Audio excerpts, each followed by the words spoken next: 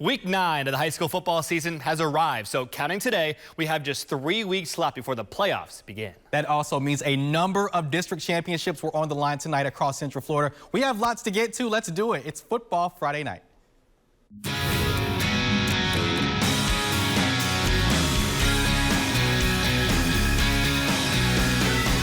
They're coming in from far and wide, filled with team spirit and hometown pride. All fired up from the big pepper rally last night. You hear the marching band playing the fight song. Teams charging the field, ready to get it on. Cheerleaders working up the crowd with all their might. That's what I love about a high school football Friday night.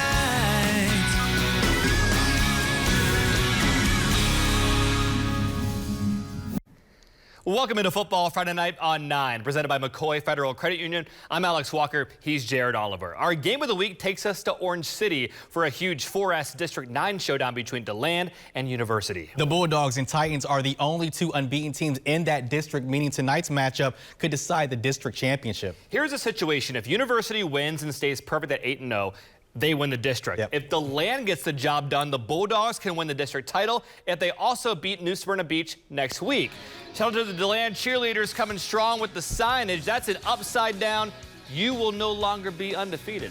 Nice work there. That's good stuff. Deland won the district title last season, and in the process hammered University 50-0. The Bulldogs 5-0 all time against the Titans. First quarter, University botches the snap. Oh no. Owen Baylor gets it off, but it only goes about 5 yards. Premier Gordon falls on it in the end zone, 7-0. Second quarter now, Deland marches 86 yards right down the field. TJ Moore, keeper, Bulldogs up 14-0. Late in the first half, Titans in the red zone, don't do that. Malachi Walters picked off by Gordon, so it's still 14-0 at the half. A Deland fumble on their first possession of the second half. There it is there. Paves the way for a University field goal. Titans cut the lead to 14-3 heading to the fourth. Titans threatening with 6 minutes to go. Again, don't do that. Justin Brown picks it off. The former University Titan against his old team. 14-3 the final. The Deland defense, 5 sacks, 2 interceptions. And with a Spruce Creek win over New Smyrna Beach in OT, Deland repeat district champs. Our Shane Whitehead was there and joins us now with more from our game of the week. That's the 6th straight time Deland has beaten Orange City University. In fact, the Titans have never beaten the Bulldogs. Deland wins the district championship for the 2nd year in a row. Head coach Rick Darlington told me after the game, district championships are nice, but there's still a lot of work to be done. You know, they were the top-ranked team in the region and great ball team. They played great defense, but so did we. You know, after last week giving up all those points to Seminole to come back and basically shut those guys out, except for a turnover which led to a field goal. Defense played phenomenal. So just so proud of that part of our game, and it's just a great win. Back-to-back district champs. Hadn't been done here in a long time. Really proud of these guys. I've known you for a long time. District championships are nice, but you know there's more work to be done. Yeah. We definitely want to win some more, but you know, to try to get a home game in the playoffs, that'd be big. You know, get a good seed and, you know, try to make a run. But, you know, it's one game at a time. So, yeah, you know, just want to try to get out there and just keep getting W's every week. Deland improves to 6-2. Orange City University falls to 7-1, but the Titans still in the playoff picture thanks to their regional ranking. At Orange City University High School, Shane Whitehead, Football Friday night on 9. Thank you, Shane. Well, the Edgewater Eagles lead the 3M District 3, which leaves Wekiva and Jones still battling for a spot in the playoffs. Huge stakes tonight. Jones at home tonight, riding a 3-game win streak. Tigers head coach Elijah Williams catching the Mustangs defense slipping. Quarterback Deron Coleman throws to Christian Robbins, then he throws to a wide open Sean Murphy. Great play design there. Tack on more with the penalty there on the face mask. Trevor Jackson comes in the game and caps off the drive with a run up the middle. Jones goes in front 10-0, but here comes Wekiva. Quarterback Tyree Davis in the gun, rips one over the middle to Jeremy Benjamin, and he's got the speed. Reservations for 6. Wekiva cuts into their deficit. Wekiva back with the ball but forced to punt, and Vernell Brown, the third, back for the return. Not a good idea to kick it to him backed up against your own end zone. Just one man to beat, and nobody else in sight. Quick score for Jones to extend their lead. They win it 68-41. Wow, 109 points. All right. In 4M District 2, Lake Mary and Seminole are in the driver's seat with a 2-0 record in district play. They meet next week, so if the Rams and Knowles take care of business tonight, that sets up the district championship game next Friday. But first, Lake Mary had to visit and beat the defending district champs from Apopka. The Blue Darters are 5-2 this season with losses to Edgewater and Seminole. The Rams put in their perfect 7-0 record on the line. Lake Mary striking early, striking often. Isaiah Thomas, 5-yard touchdown. Rams on the board first up, 7-zip. Apopka's defense, one of the best in the state for years, and you can see why. Malachi Davey picks off Noah Grubbs on 4th and goal from the 2. Do the math. That's 98-yard pick 6. Blue Darters, they tie this thing at 7. Lake Mary would respond as good teams do. It's that Thomas kid again.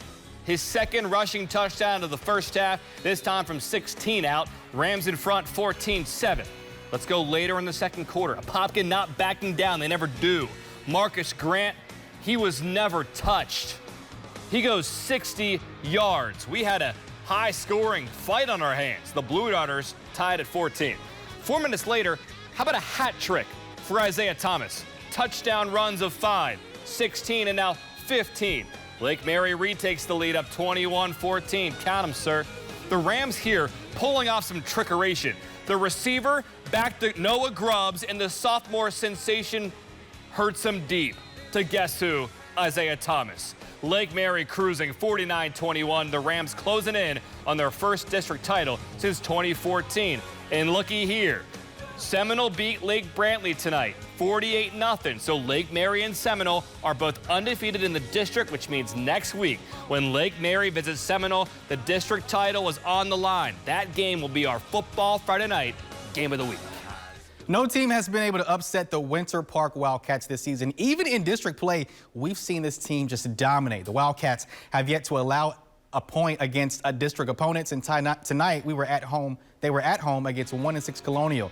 The Grenadiers have not scored any points against district competition, so this would be a blowout, and it was. Opening kickoff to Corey Gorney Williams, fields the kick at the 30. Special teams setting up good blocks ahead of him, and he finds an opening towards the near sideline, and the senior is off to the races before even crossing midfield, untouched to give Winter Park an early 7-0 lead. First offensive possession for Winter Park. Aaron Williams setting up the screen pass for Atticus Van Dyke. More great blocking ahead of him, and 29 yards later, he's in for 6. How about that? Then the first quarter winding down, Williams looking to air it out, this time plenty of time in the pocket, and connects with Zion Wolf, who only needs one man to beat before running away with a 65-yard tutty reception. Winter Park would score 41 in the first half and take this one in a blowout. 62-6, Winter Park wins the district if they beat Timber Creek next week. Hagerty hosting the University Cougars tonight. We pick things up in the second half. Huskies up 35-0. Fun fact to keep in mind, the Hagerty defense gets donuts if they pitch a shutout. Well, the Hagerty offense in the meantime picks up where they left off. Joshua Cruz, massive hole, caught from behind at the goal line. 2 plays later, the Huskies fake the handoff to Cruz, and Brian Warren takes it himself. Hagerty now up 41-0. Ensuing University possession, a couple play fakes before Eric Rios finds Jaheim Henry for a big gainer. Now remember, Hagerty hungry for that shutout. And in the fourth, for all the donuts. It's good, but bad for Hagerty. University avoids the shutout and in turn ruins the Huskies' chances of a late night treat. Hagerty wins big though, 41-3. So here's the 4M District 3 standings. Winter Park and Timber Creek play next week. If the Cats win, they win the district. If the Wolves pull off the upset, there will be a 3-way tie with those two and Hagerty. The Boone Braves coming off a tough loss last Friday against Jones. Tonight, they hosted 0-7 Cypress Creek. Opening kickoff, Boone kick returner LJ Wilson follows his blockers, well, until he doesn't. Cuts it across field and almost outruns everyone to the pylon, but he's pushed out at the 4, but that's okay. Very next play, Legarius Marshall goes untouched into the end zone for a quick 7-0 lead. And on the next drive for Boone, Donovan Martin gets the quick toss Sam Johnson follows his blockers right around the end, lets our cameraman back up a step or two. When he gets back in frame, he's crossing the goal line for another Boone score. Braves go up 14-0. Next drive for Boone, Isaiah Mazzell getting the quick pass in the flat, and he takes it down the sideline for a score. 21-0 Boone at that point, and it was all Braves tonight, 69-0. So here's a look at the standings here in the district. The Braves moved to 3-0 in district play. Next week, they'll face Oak Ridge. And the Pioneers lost to Lake Nona tonight. The Lions are now 3-1 in district. If Oak Ridge beats Boone next week, it creates a three-way tie. If Boone wins, they'll be your district champions. All right, don't touch that remote. We are just getting started here on Football Friday Night, presented by McCoy Federal Credit Union. In just a few, we head to Oviedo for a huge showdown in the Sunshine State Athletic Conference between the Masters Academy and Oak Hall out of Gainesville. Plus, we feature a pair of Thursday night matchups starting in Mainland. The undefeated Buccaneers looking to improve to 8-0 on the season. And the brothers Bronaugh, CJ and JT, put on a show for the Foundation Academy against Windermere Prep. But before we return to the gridiron, it is time for our first Sonic Battle of the Bands. Here is the Evans High School Marching Band.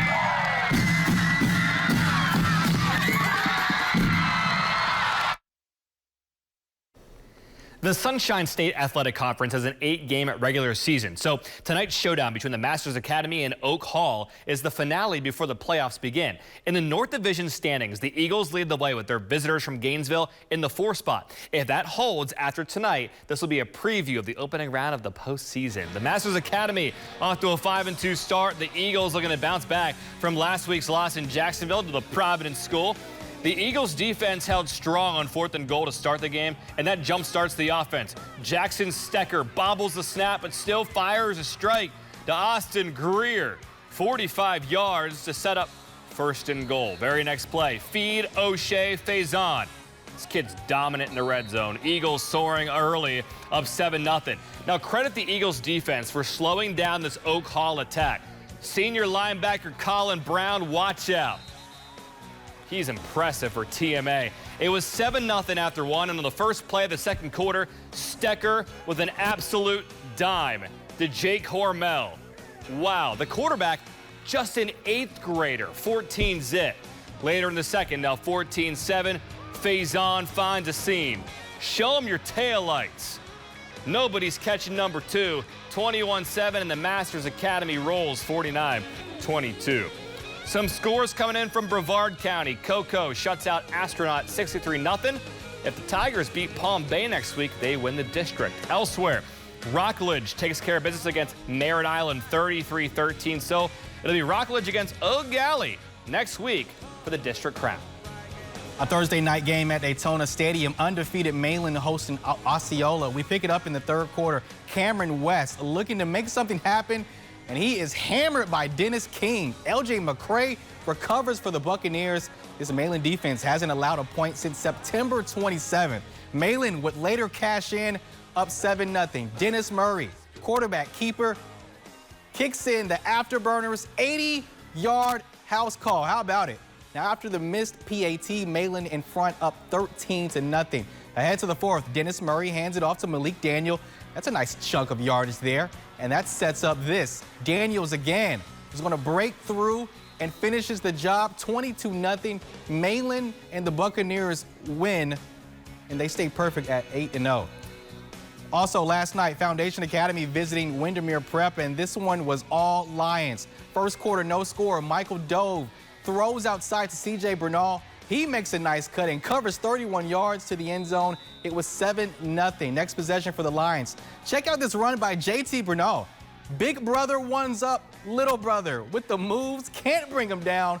And when it's all said and done, this is a 66-yard touchdown, makes it 14-0 Lions. The Lakers score to make it 14-6. And this was on the ensuing kickoff. Sorry, big brother, you're not stealing the show. CJ taking it 80 yards to the house, 21-6 Lions. Later in the first, they're going to give it to JT again. And check this out. Dueling brothers in this highlight reel. Only 12 yards, but JT won't go down. A couple of Football Friday Night Plays of the Week nominations for the Bernal brothers. The Lions win it easy, 59-22. And out in Lake County, Lake Minneola beats Forest by 30 to capture the district championship. Congrats to the Hawks. And Mount Dora blows past Tavares 40-7.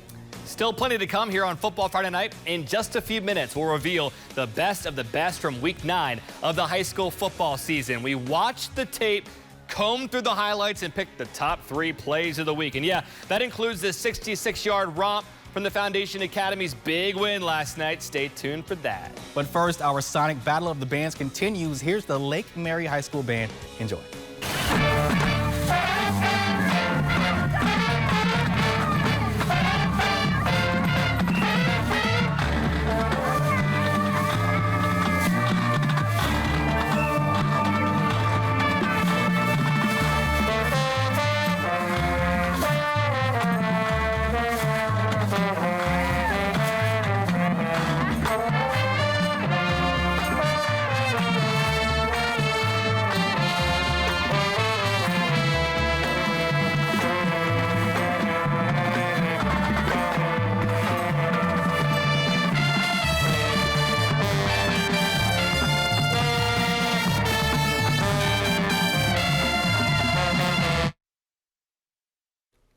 Welcome back to Football Friday Night, presented by McCoy Federal Credit Union. It is now time for our plays of the week, and we start with play number 1, and it comes from last night's game between Foundation Academy and Windermere Prep. CJ and JT, they're brothers. They put on a show Thursday, playing like a man possessed. That's JT. 66-yard house call. One of the best plays you're going to see all season, taking dudes with him. He does it again here, like takes the entire defense into the end zone with him. Foundation Academy winners 59-22. They're 5-3. Play number 2 comes to us from Apopka and Lake Mary on 4th and goal from the 2. Malachi Davey picks off Noah Grubbs, and he goes 98 yards the other way. That tied the game at 7, but Lake Mary wins this game en route 49-21. Our third and final play coming from that very same game. Grubbs getting some redemption against that Apopka defense. The Rams scheme up a beauty. Grubbs to Isaiah Thomas. Thomas had 4 touchdowns. Now look, if Lake Mary beats Seminole next week, they win their first district title in 9 years. And now our final Sonic Battle of the Bands. Here is the Boone High School Band taking the field. Enjoy.